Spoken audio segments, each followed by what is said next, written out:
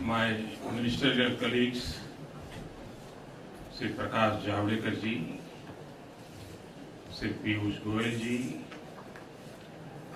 distinguished guests, I am delighted to inaugurate the Indian Pavilion. This is the first day of a historic summit in Paris.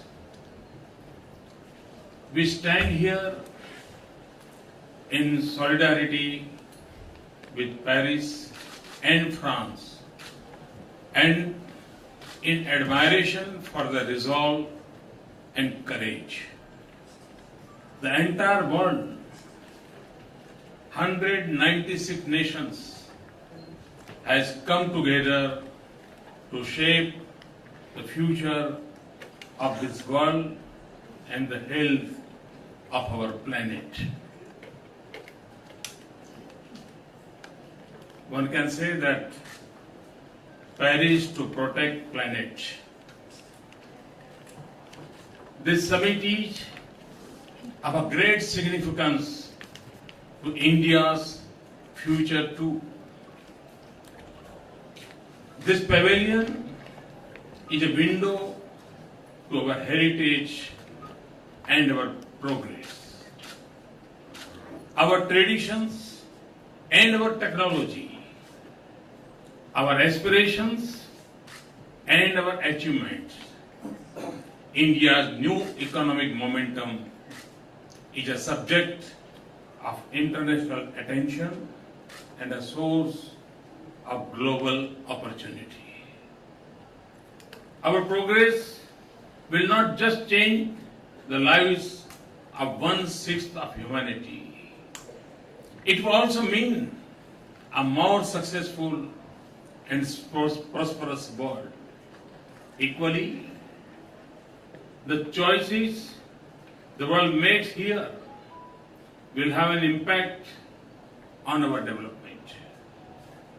Climate change is a major global challenge, but climate change is not of our making.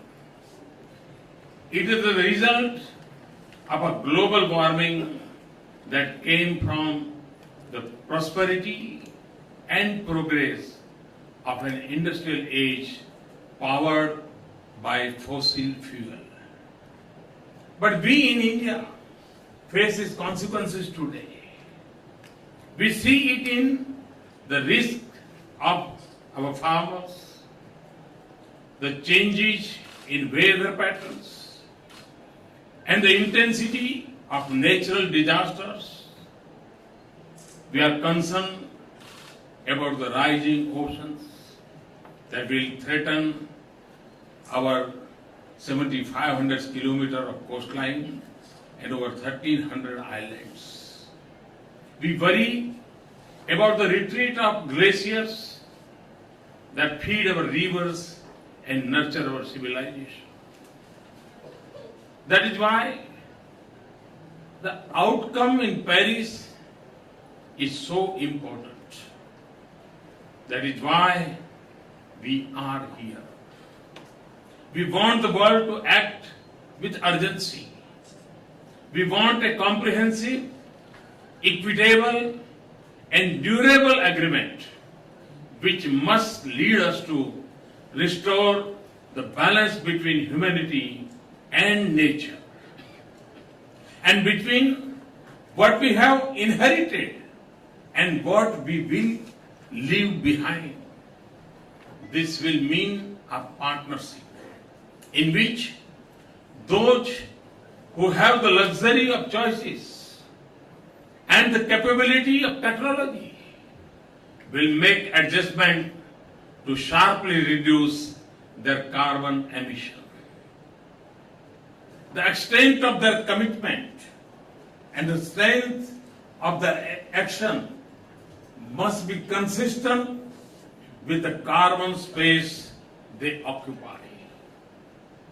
And they must leave enough of what is left of our carbon space to let developing countries grow.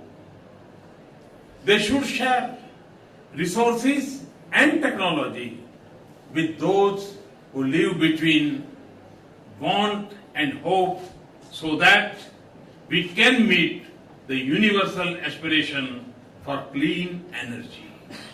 It will also mean that the developing world will also try to have a lighter carbon footprint on their growth path. We want the conviction of the world to be matched by efforts to create conditions in which we can succeed. Because our challenge is pressing, our efforts must be urgent. Friends, this will be the subject of negotiations over the next few days. I'm here in the Indian Pavilion to say something else. And I speak not just to the world, but also to our people. India's progress is our destiny and the right of our people. But we are a nation that must also lead in combating climate change. It stems from our obligation to give our people clean air, clean rivers, resilient farms, healthy habitats, and forests rich with life. It comes from our conviction that we must aim not just for higher incomes, but better quality of life. It comes from our commitment to the world. Above all, it arises from our timeless traditions and beliefs.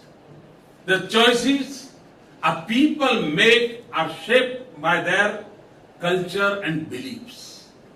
In India, nature has always been treated as mother.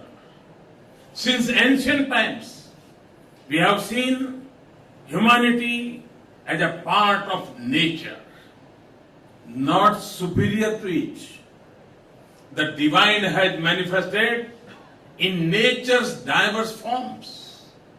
We have always believed that nature does not exist for human race, but that we can't exist without nature. So, nature is meant to provide and nurture, not to exploit. When nature is in equilibrium, our lives and our world will be in balance. This is what we learn from Kshetrapati Sukta in Rigveda. Kshetrasya pate madhu anta murmim dhenari payo asmam druksha madhuhu chutam drutmiva suput amrutasya na patayo mulayantu. This means, O Lord of field, with the sweet waves of Mother Nature's blessings, may you milk our fields like the milk of a cow. With the sweetness of Mother Nature's bounty which falls like a clarified butter, may you shed our grace on us. This is why Atharva Veda calls it a bounden duty that we must protect the earth so that life can be sustained. This is what we see in Gandhiji's life and his advice that the world has enough to everyone's need, but not for anyone's greed. This is what we have tried to capture in the publication Parampara that we have just released. This is why recycling and conservation comes naturally to us, and why we have sacred groves across our nation. Friends, and it is this spirit that allows us to set an ambitious and comprehensively strategy to combat climate change. We have target for renewable generation of 175 gigawatt by 2022. We have got to a good start with nearly 12 gigawatt likely to be installed by the end of 2016, more than 3 times the current capacity. Like cellular phones before, we can use renewable energy to bring power to over 18,000 unconnected villages, quickly and cleanly. By 2030, we will generate 40% of our installed capacity will be based on non-fossil fuel. We will convert waste to energy. We will make our cities smart and sustainable and transform public transportation, including through 50 new metro rail projects. We are investing in supercritical technology in thermal plants. We have imposed tax on coal and reduced subsidies on petroleum products. We are raising fuel standards for automobiles, and we have introduced tax-free bonds for renewable energy. We have a massive program to expand our forest cover to protect our biodiversity. In the past few months, millions of households have switched to LED bulbs, and we have plans to replace diesel by fuel cells to power the thousands of our telecom towers. Our vision of India is a global manufacturing hub, rests on the simple principle of a zero defect, zero effect production that is perfect and leaves no footprint on environment. Our mission of more crop per drop will not only improve the lives of farmers, but will also reduce the pressure on a scarce resources. And research and innovation in clean energy is a high priority.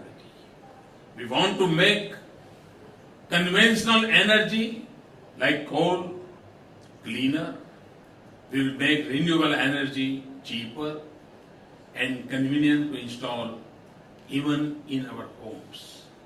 We want to make it more reliable and easier to feed into our transmission lines. From governments to communities, there are countless examples of innovation and enterprise that are restoring the health of our environment. I have tried to capture some of these initiatives in my book, Convenient Action, which we shall present today. Friends, this is the voice of our people and the call of our nation and the consensus of our polity. India's leadership on environment has been the vision of Indian leaders and successive governments from Stockholm in 1975 to Copenhagen in 2009. We are raising our national effort to an entirely new level, and we are intensifying our international partnerships. So we come to Paris with our commitment, but we also come with hope. So we approach the negotiations under the UN Framework Convention on Climate Change in a spirit of partnership, which must be based on the principle of equity and common but differentiated responsibilities. Later today, I will join leaders from major developed and developing world for an innovation summit, because I believe that innovation and technology hold the key to our collective success. President Hollande and I will also co-chair the launch of my long-cherished dream of an international solar alliance to promote greater use of solar energy in the 121 solar-rich nations, to call the world to look deep into the ancient wisdom of all our civilizations, cultures and religions. I had requested President Hollande to bring out a book of quotations from around the world. I'm happy that we will release it today. And I will also call for a change in lifestyles so that we reduce the burden on our planet. The enduring success of our efforts will depend on the way we live and think.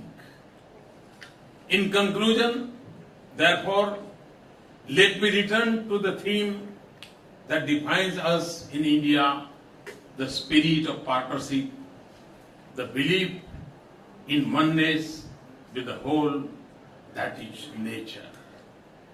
To the people of India and our friends in the world, I call you to live with the commitment of Loka Samasta Sukhina Bhavantu.